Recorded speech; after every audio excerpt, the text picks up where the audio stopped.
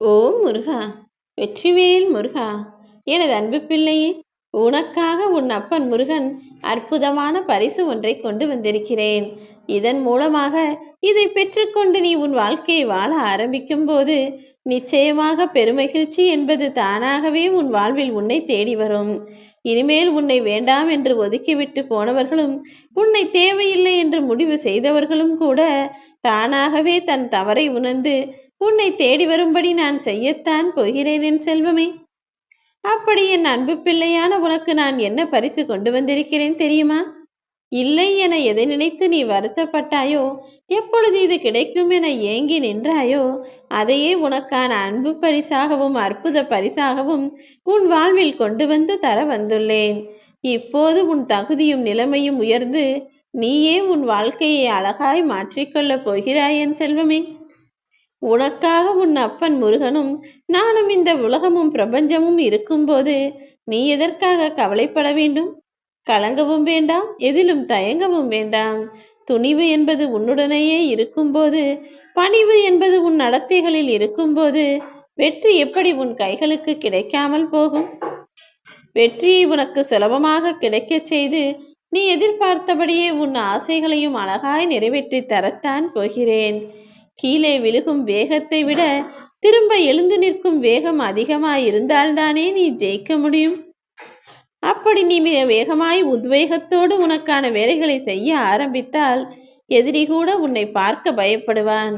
அதனால்தான் எப்போதும் கீழே விழுகும்போது யோசிக்க வேண்டாம், அடுத்த நொடியே யோசிக்காமல் திரும்பி எழுந்து நில் என சொல்கிறேன்.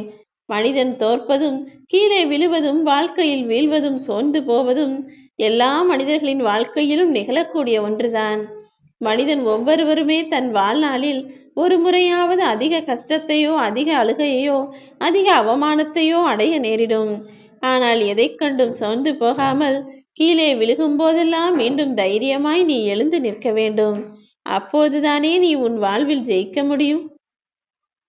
வெற்றி எனும் நெருப்பு, வாழ்க்கையில் ஜெயிக்க வேண்டும் என்கிற நெருப்பு உனக்குள் எரிந்து கொண்டே இருந்தால் தோல்வி கூட உன் கண் முன்னால் காணாமல் போகும். நீ இவ்வளவு முயற்சிகள் செய்யும் போது தடையும் தடங்கல்களும் எப்படி உன்னை தாக்கும்படி நான் விடுவேன்? நிச்சயமாக விடமாட்டேன் என் செல்வமே. யாரையும் எதிர்பார்க்காமல், யாரிடமும் உதவி கேட்காமல் உனக்கு நீயே உதவி செய்து கொண்டு உனக்கான வேலைகளையும் கடமைகளையும் பொறுப்புகளையும் சரியாய் செய்ய நினைக்கிறாய். அதனால்தானே உன் வாழ்வில் உனக்கான உயர்ந்த இடத்தை அடைவதற்காக உனக்கான அற்புத பரிசை கொண்டு வந்து தர வந்தேன். நீ நன்றாக யோசித்து பார்த்திருக்கிறாயா?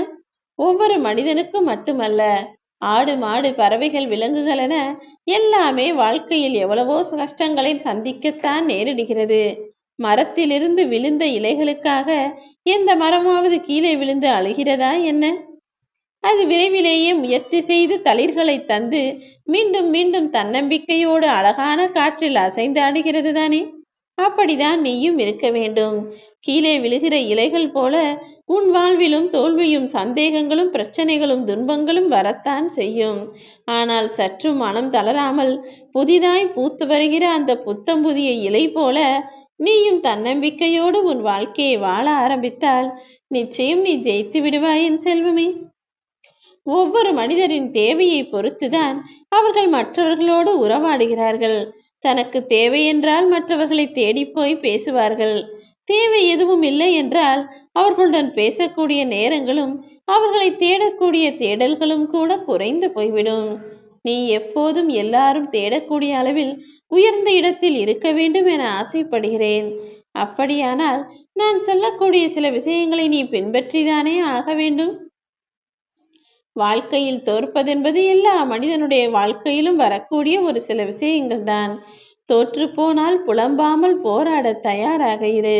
யாராவது கிண்டல் அடித்தால் ஐயோ என கலங்கி போகாமல் அவர்களை மன்னித்து அவர்கள் பேசியதையும் மறந்து அடுத்து என்ன செய்ய வேண்டுமென உன் வேலைகளையும் செயல்களையும் பார்த்து போய்கொண்டே இரு.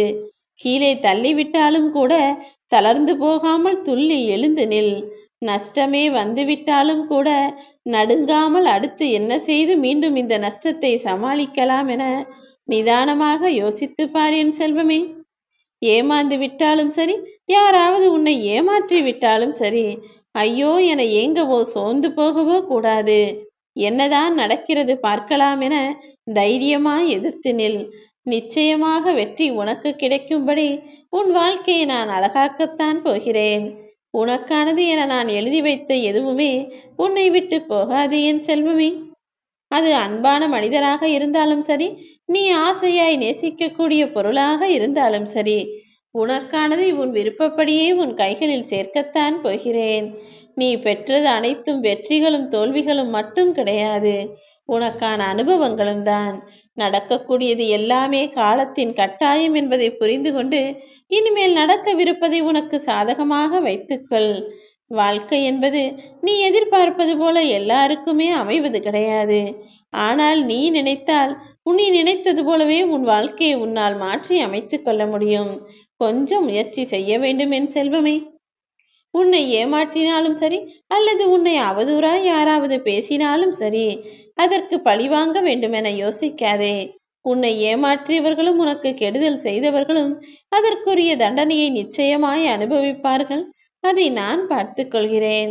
புரிந்து கொள்ளுதல் என்பது ஒரு கலை. ஆனால் அதில் எல்லாரும் திறமையானவர்கள் அல்ல.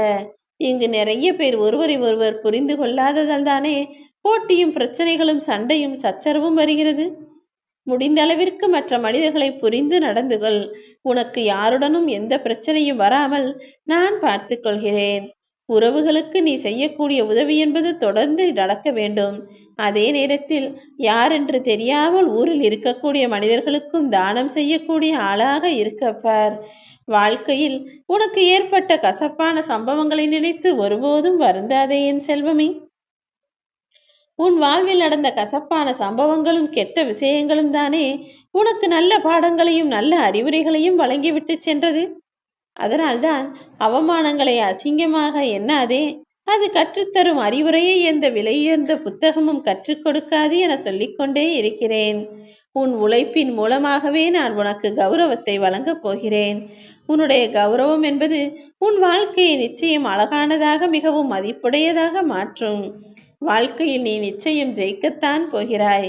ஆனால் அதற்கு முன்பாக உன்னை இழிவாக நினைப்பவர்களையும் தர குறைவாக நினைப்பவர்களையும் என்றுமே உன்னிடம் குறை கூறி பேசுபவர்களையும் உன் வாழ்க்கையிலிருந்து ஒதுக்கி வைத்துவிடு என் செல்வமே. தேவையில்லாமல் யாரையும் பழிவாங்க நினைப்பதோ யாருடைய வாழ்க்கையை பார்த்தும் பொறாமைப்பட வேண்டியதோ உனக்கு அவசியமில்லை. யாரையாவது பொறாமைப்பட்டு அழிக்கலாம் என நீ நினைத்தால் நீதான் நிம்மதி இழந்து தவிப்பாய். அவர்கள் மேலும் மேலும் உயர்ந்து போய்கொண்டே இருப்பார்கள். எக்காரணம் கொண்டும் யாருடைய வாழ்க்கையையும் பார்த்து திகைத்து போகவோ பிரமித்து போகவோ பயப்படவோ அல்லது பொறாமைப்படவோ வேண்டாம்.